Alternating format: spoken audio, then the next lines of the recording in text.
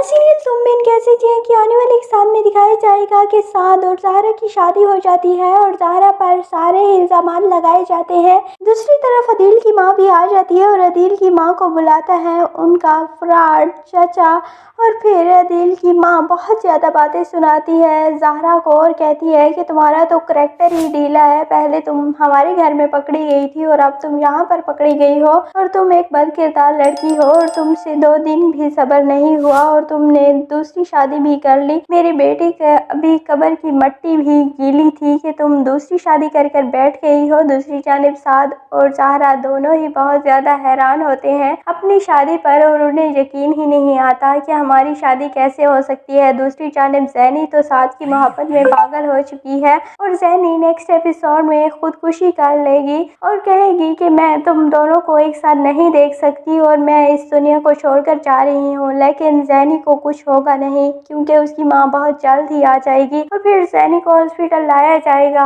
और ज़ैनी बिल्कुल ठीक हो जाएगी। तो इस वजह से अब ज़हरा पर बहुत ज़्यादा प्रेशर है हर तरफ से ही, लेकिन ज़हरा इस वक्त हिम्मत से काम लेगी और फिर अपनी अच्छाई से सबको ये साबित करके दिखाएगी कि उसने कुछ भी ऐसा नहीं किया। दूसरी जानिब ज़ैनी को भी बहुत जल्द एहसास हो जाएगा कि उसने ज़हरा के साथ बहुत गलत किया है और जिस तरह उसका जो चाचू है जो उनके घर रहता है वो फिर ज़ैनी पर भी गंदी नज़र डालेगा और ज़ैनी के साथ भी बदतमीज़ी करने की कोशिश करेगा। तो फिर उसे एहसास होगा कि ज़हरा जो कुछ कह रही थी वो बिल्कुल सच था इसके बारे में और ये है ही इस तरह के किरदार का आदमी। तो फिर ज़ैनी उस वक्त कर तो कुछ नहीं पाएगी, लेकिन फिर ज़हरा और साद दोनों से माफ़ी मांगेगी और साद की ज़िंदगी में दोबारा आने की भी कोशिश करेगी। लेकिन साद उस वक्त तक ज़हरा को अपना चुका होगा और वो ज़हरा को छोड़ने के बारे में कभी भी नहीं सोचेगा।